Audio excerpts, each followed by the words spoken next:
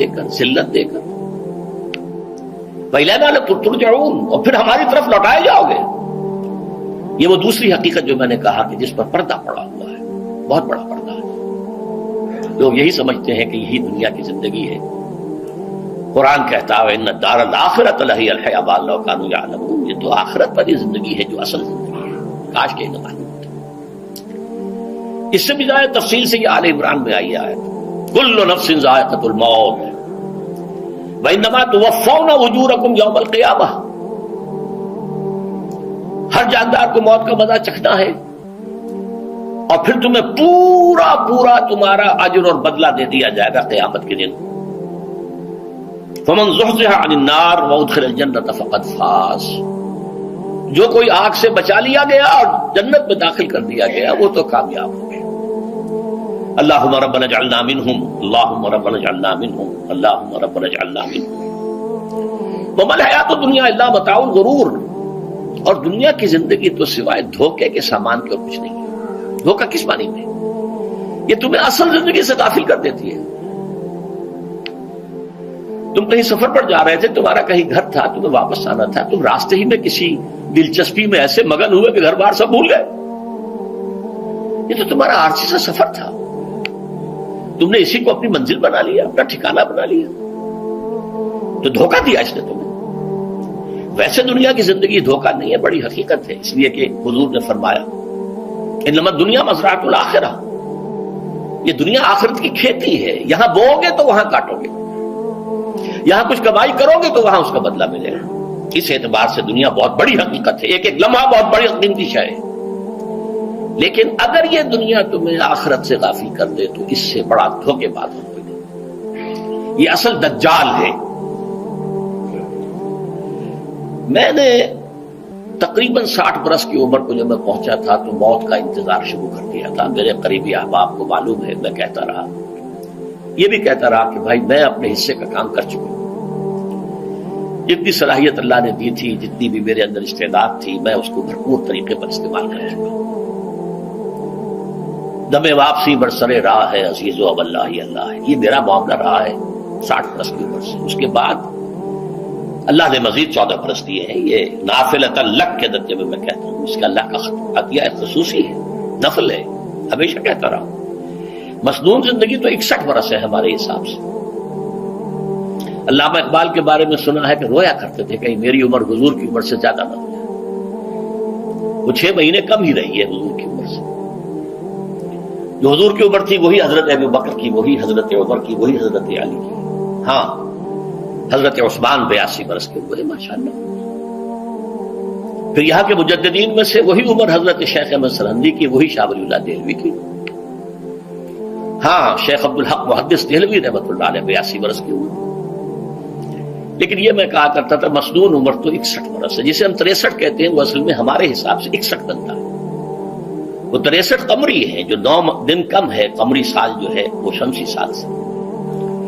بہرحال میں اس وقت سے منتظر تھا، لیکن جو بھی وقت اللہ نے دیا ہے، اللہ کا شکر ہے، وہ مفید کاموں میں لگا ہے۔ ان میں خاص طور پر میں سمجھتا ہوں کہ اللہ کا مجھ پر سب سے بڑا احسان، اور مجھے پر نہیں، بہت بڑے پیمانے پر لوگوں پر جو احسان ہوا ہے، وہ میرا 1998 کا دورہ تھا جو میں قرآن جو کراچی میں ہوا تھا۔ 1998 کے مارچ میں میرا بڑا آپریشن ہوا، دونوں گھٹنے تبدیل کیے گئے، لیکن 98 کے آخر میں، حالانکہ میں چل نہیں سکتا تھا، کراچی میں مسجد جو ہے اونچی ہے، دوسری منزل پر ہے، تو خاص ریمپ بنایا گیا جس کے ذریعے میں ویل چیئر پر مجھے لے جایا جاتا تھا۔ میں نے درس کیا۔ اس درس کی گزشتہ چند سالوں سے پوری دنیا میں جو گونج ہوئی ہے اللہ کے فضل و کرم سے، اللہ کا کوئی حکمت خداوندی اس کے ساتھ وابستہ ہے۔ اس میں میرے کسی کام کو دخل نہیں ہے، میری کسی کوشش کو دخل نہیں ہے۔ میں نے تو جو درس میں دیتا آ رہا تھا سن 85 سے، دورہ ترجمہ قرآن، البتہ یہ بات ضرور ہے کہ میں نے محسوس کیا تھا کہ سن 98 کے اس درس میں دورہ ترجمہ قرآن کے مجھے خصوصی انشراح حاصل تھا۔ میری ساری گفتگو کا حاصل کیا ہے؟ دیکھیے، نظریاتی تحریکوں کا تعلق اشخاص سے نہیں ہوتا، ٹھیک ہے، کوئی اس کا داعی ہوتا ہے، کوئی اس کا مؤسس ہو جاتا ہے، کوئی اس کا آغاز کرنے والا ہوتا ہے، لیکن نظریاتی تحریک افراد سے وابستہ نہیں ہوتے. افراد آتے چلے جاتے ہیں اپنا اپنا حصے کا کام کر کے، جس کو جتنا مقدر ہے، جس کی جتنی اللہ تعالیٰ کی طرف سے توفیق ہے، وہ اپنا کام کرے گا، چلا جائے گا. یہ چمن یوں ہی رہے گا اور ہزاروں جانور اپنی اپنی بولیاں سب بول کر ہو جائیں گے. مبارک ہیں وہ لوگ جنہیں قرآن کی بولی بولنا نصیب ہو جائے. بھائی یحسب انی منہم، مجھے گمان ہے، اللہ کا فضل ہے کہ میں ان میں سے ہوں. میں نے قرآن کی بولی بولی ہے، اور قرآن مجید کو جیسا کہ وہ ہے ایز اٹ از، اپنے کو مذمومہ خیالات، اپنے کوئی ذہن سے زائدہ نظریات کو میں نے اس میں دخل نہیں دیا. جسے انگریزی میں آپ آبجیکٹیولی کہتے ہیں. خالص معروضی طور پر قرآن کو پڑھا، قرآن کو قرآن سے سمجھائے یا پھر سیرت رسول سے سمجھائے. میں لفظ سنت کی بجائے سیرت استعمال کر رہا ہوں. قرآن مجسم حضور تھے صلی اللہ علیہ وسلم، اور حضور کی سیرت اور حیات جو ہے وہ قرآن مجید کی اصل تفسیر ہے. یہ حقیقت بھی بہت کم لوگوں کے علم ہے. وہ احادیث کا نام تو لیتے ہیں، احادیث بھی ہے، سیرت بھی تو احادیث ہی سے ہمیں ملتی ہے، لیکن میں خاص طور پر سنت کی حدیث کی بجائے سیرت کا لفظ استعمال کرتا ہوں. قرآن کی دو سورسز ہیں، قرآن خود اور سیرت رسول صلی اللہ علیہ وسلم. بہرحال انشاءاللہ العزیز یہ کام بڑھے گا، چلے گا، یہ میں ابھی بعد میں عرض کروں گا. دوسری بات جو میں نے آیت پڑھی آپ کو، وَمَن نُعَمِّرْهُ نُنَكِّسُ فِي الْخَلْقِ أَفَلَا يَعْقِلُونَ، بہت بڑی حقیقت زندگی کی یہ بھی ہے. جس کی ہم عمر زیادہ کر دیتے ہیں اس کی خلقی صلاحیتوں میں کمی کر دیتے ہیں. موٹی بات ہے، بڑھاپا آئے گا، ہمیشہ کی مانی ہوئی بات ہے. اگرچہ جوانی میں آدمی بڑھاپے کا تصور نہیں کرتا، لیکن بڑھاپا آنا ہے، یہ بھی ایک حقیقت ہے موت کی طرح. غالب نے کہا تھا مزمحل ہو گئے قوائے غالب، اب عناصر میں اعتدال کہاں. ایک صاحب نے مجھے شعر سنایا تھا، ابراہیم صاحب سے ٹونک کے رہنے والے. ذوق پیری بڑھ گیا، جوش جوانی گھٹ گیا، اب عصا بنوائیے نخلے تمنا کاٹ کر. یہ تمنائیں جو ہیں طول العمل، انہیں کاٹو. اب گئی جوانی، امنگوں والا دور گیا، اور یہ جو تمناؤں کا پودا ہے اس میں سے لکڑی لے کر عصائے پیری بنوا لیجیے. اب بڑھاپے کے لیے ایک عصا درکار ہے. بڑا پیارا شعر ہے. ذوف پیری بڑھ گیا، جوش جوانی گھٹ گیا، اب عصا بنوائیے نخل تمنا کاٹ کر. ابھی 2-3 دن ہوئے ہیں، یہاں پر جو خانہ فرہنگ ایران ہے اس کے ڈائریکٹر آئے تھے، انہوں نے فارسی کا ایک شعر سنایا، بڑا پیارا شعر ہے. در جوانی گفتم کہ شعر است اگرچہ پیر بود. جوانی میں یہ کہا کرتا تھا کہ شعر تو شعر ہی ہوتا ہے چاہے بوڑھا ہو جائے، بوڑھے ہونے سے اس میں کیا فرق واقع ہو جائے. شعر است گرچہ پیر بود. چوب پیری رسیدم، جب میں خود پیری اور بڑھاپے کو پہنچ گیا، دیدم تو مجھے یہ بات نظر آئی کہ پیر است گرچہ شعر بود. بوڑھا بوڑھا ہی ہوتا ہے چاہے وہ شعر ہی کیوں نہ ہو. تو یہ بڑھاپا جو ہے یہ زندگی کی دوسری بڑی حقیقت ہے. اس کا ایک اثر تو سب کو معلوم ہے، قوائے غالب جو میں نے کہا، بڑھاپے کا عام نتیجہ جسمانی ضعف، سب جانتے ہیں. لیکن مجھ پر اور کچھ اور لوگوں پر بھی خاص طور پر اس کا جو ایک اثر ہوتا ہے یا مجھ پر ہوا ہے وہ ہے یادداشت کی کمزوری. اور یہ میں کئی سال سے محسوس کر رہا ہوں. میری پرانی یادداشت بڑی مضبوط ہے، قوی ہے، اس میں کہیں کوئی کمی نہیں ہے. لیکن ریسنٹ پاس کی چیزیں جو ہے، پچھلے 5-6 سال کے واقعات مجھے یاد نہیں رہتے.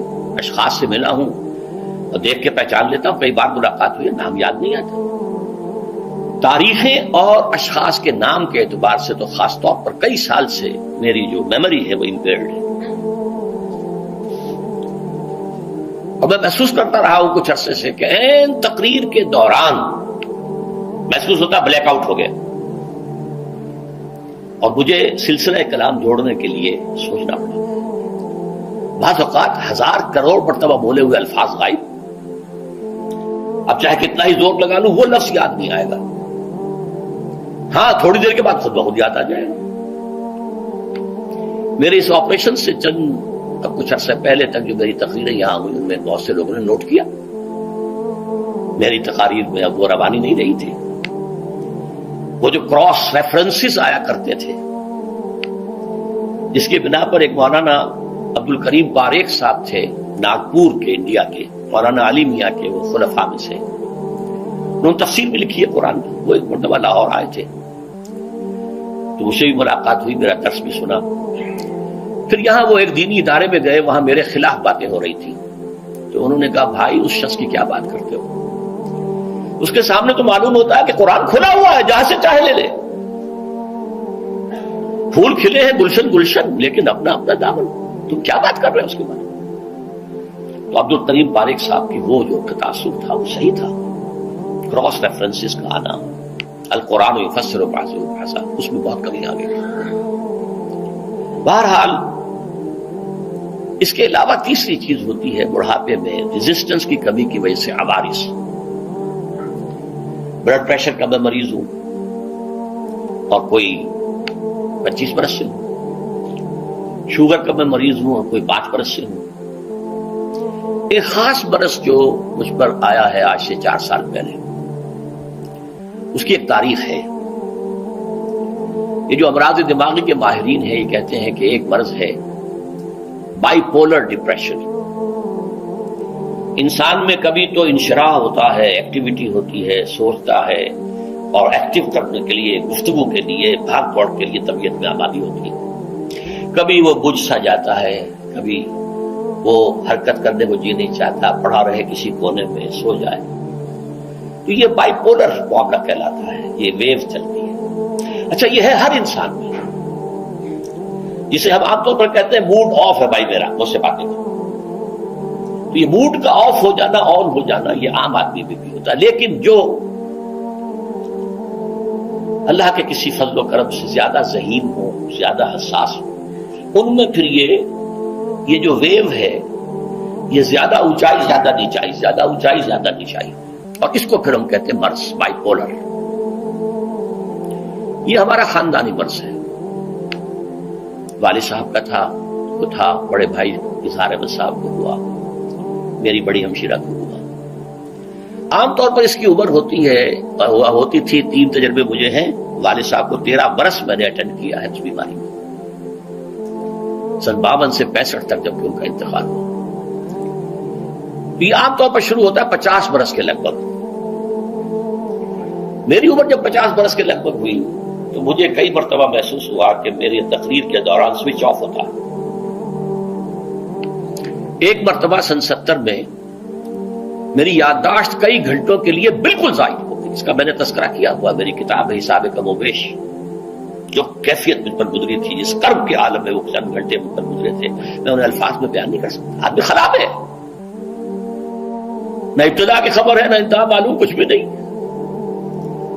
میں جب 50 برس کا ہوا اور یہ 2 مرتبہ مجھے جھٹکے لگے مسجد سمن آباد کے اندر، تو میں نے ڈاکٹر رشید چودھری صاحب سے، وہ میرے والد صاحب کے بھی والد رہے تھے، میں نے ان سے کہا کہ یہ ڈینجر زون میں داخل ہو گیا. ان کا نہیں آپ کو یہ نہیں ہوگا، اس لیے کہ آپ اللہ کے کتاب کی خدمت کر رہے ہیں. تو ان کی یہ بات تو پارشلی ٹروتھ نکلی کہ 70 برس کی عمر میں مجھ پر یہ 20 برس اللہ تعالیٰ نے مجھے اس میں ایک بونس دے دیا. 70 برس میں ظہور ہوا. اس کا ایکسائٹنگ کاز بنا ہے افغانستان میں جو حادثہ ہوا طالبان کے ساتھ. اتنا صدمہ مجھے تھا، ایک دم بیٹھ گیا، ایک دم بیٹھ گیا. یہ چیز جو ہے ابھی کنٹینیو کر رہی ہے. تو فرمایا فلا اقسم بمواقع النجوم. وقع یقع کے کیا معنی ہے؟ اور یہ سورت کون سی؟ واقعہ. اذا وقعت الواقعہ، وقع گر جانا، پڑ جانا، یہ ستاروں کے ڈوبنے کی جگہ ہے.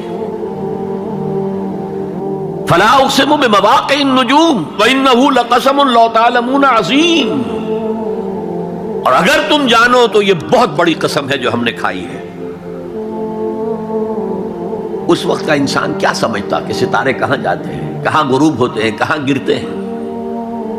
آج ہمیں معلوم ہے. سورہ حامیم سجدہ میں جو کہا گیا ہے سنریہم آیاتنا فی الآفاق وفی انفسہم حتی یتبین لہم انہ الحق، ہم انہیں اپنی نشانیاں دکھائیں گے آفاق و انفس میں، یہاں تک کہ یہ بات واضح ہو جائے گی کہ قرآن حق ہے. آج ہمیں معلوم ہے خلا میں بلیک ہولز ہیں، اور یہ بلیک ہولز بڑے بڑے ستاروں کے پچکنے سے، پچک جانے سے پیدا ہوئے، اور جب وہ بڑے ستارے پچکتے ہیں، جو خلا پیدا ہوتا ہے ویکیوم، اس میں بڑی طاقت ہوتی ہے، اس کے پاس سے کوئی سیارہ، کوئی ستارہ گزر جائے اسے کھینچ لیتا ہے قبر کے اندر۔ یہ بلیک ہولز کا تصور۔ اسی لیے اللہ نے اس وقت کے لوگوں کے لیے کیا کہا؟ فلا اقسم بمواقع النجوم وانه لقسم لو تعلمون عظیم انه لقرآن کریم، یہ بہت باعزت قرآن ہے، فی کتاب مکنون، ایک چھپی ہوئی کتاب میں ہے، لا یمسہ الا المطہرون، اسے چھو ہی نہیں سکتے مگر انتہائی پاک ہستیاں۔ اس کے کیا معنی ہے؟ پہلی بات تو ہمیں معلوم ہو گئی، مراد فرشتے ہیں، بے ایدی سفرۃ کرام بررہ، اسی کی شرح ہو رہی ہے نا۔ اسی سے ایک فقہی مسئلہ نکالا گیا کہ بغیر وضو کے ہاتھ نہ لگاؤ، لیکن اس کا اصل مفہوم کیا ہے وہ سمجھیے۔ قرآن کی روح تک کوئی نہیں پہنچ سکتا جب تک کہ تزکیہ نفس نہ ہو گیا۔ اگر حب مال، حب دنیا، حب جاہ، حب شہرت، اگر یہ تمام محبت میں دل سے نکل نہ جائیں تو قرآن کی روح تک آپ کی اپروچ نہیں ہوگی۔ مولانا روم نے کہا ہے، اگرچہ ذرا میں سمجھتا ہوں کہ انہوں نے بہت سخت الفاظ استعمال کیے ہیں، ماز قرآن مغزہا برداشتے استخاں پیش سگا انداختے، ہم نے قرآن سے اس کا مغز لے لیا ہے، جو ایسنس ہے وہ کھینچ لیا ہے، ہڈی کا گودا جو ہے وہ ہم نے نکال لیا ہے، ہڈیاں ہم نے پھینک دی ہیں کتوں کے سامنے جو لڑ رہے ہیں۔ علم کلام کا مسئلہ ہے صفات حق حق سے جدا یا عین ذات، قرآن مخلوق ہے یا نہیں ہے، غیر مخلوق، اور بڑے بڑے ہو رہے ہیں اس کے اوپر، یہ کتے لڑ رہے ہیں ان ہڈیوں کے اوپر۔ ہم نے اس میں سے اصل شے نکال لی، وہ کیا ہے؟ اللہ کی محبت، اللہ کی معرفت، یہ ہے اصل شے۔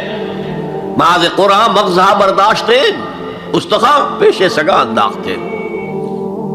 تو جب تک انسان کا باطن پاک نہ ہو جائے وہ قرآن کے چھلکوں سے کھیلتا رہے گا، چاہے وہ کہنے کو مفسر ہو، قرآن کے باطن تک کبھی نہیں پہنچے گا۔ فی کتاب مکنون لا یمسہ الا المطہرون تنزیل من رب العالمین، یہ تھوڑا تھوڑا کر کے اتارا گیا ہے رب العالمین کی طرف سے۔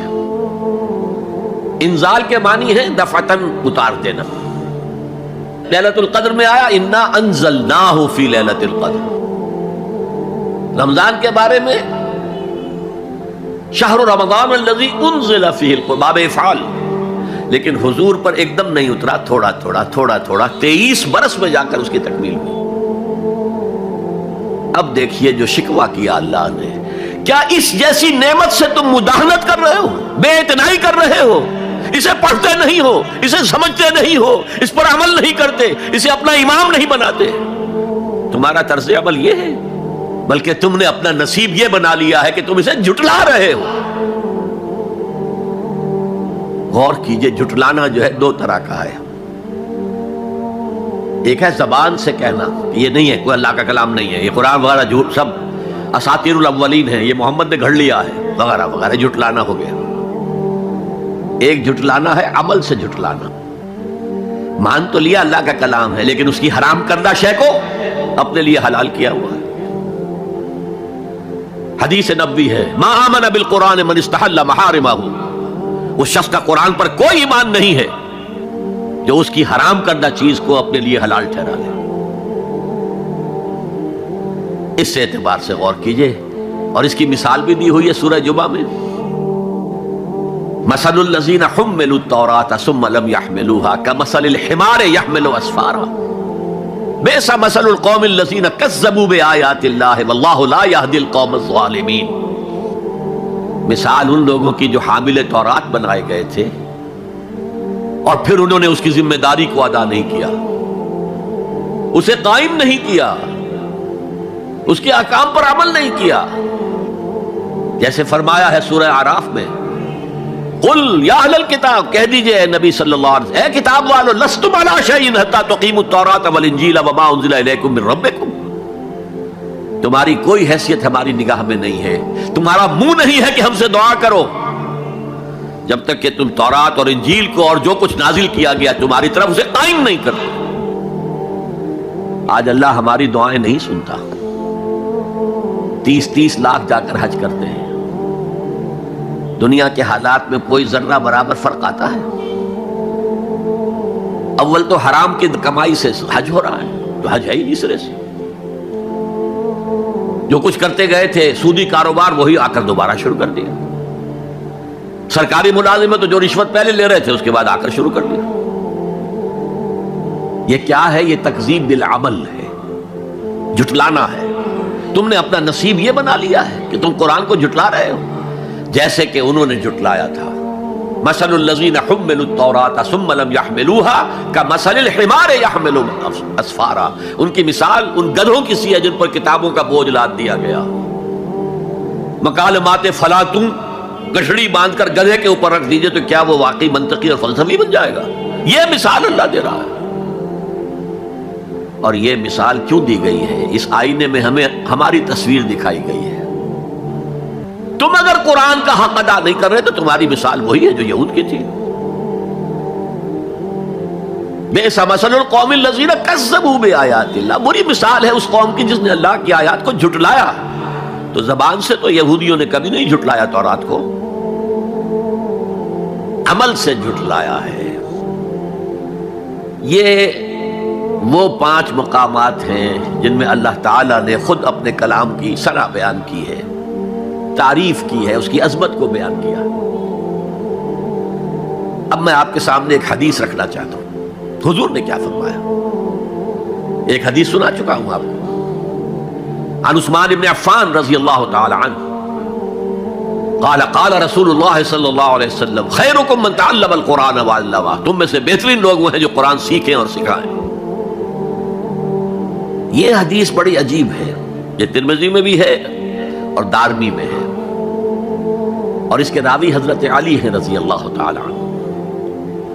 عن علی رضی اللہ عنہ قال، حضرت علی فرماتے ہیں انی سمعت رسول اللہ صلی اللہ علیہ وسلم یقول، میں نے سنا اللہ کے رسول صلی اللہ علیہ وسلم کو یہ کہتے ہوئے، انہا ستکون فتنۃ، ان قریب ایک بہت بڑا فتنہ رونما ہوگا۔ حضرت علی فرماتے ہیں قلت، میں نے عرض کیا مل مخرج منہا یا رسول اللہ، اے اللہ کے رسول یہ فرمائیے اس فتنے سے بچنے کا، نکلنے کا راستہ کون سا ہوگا؟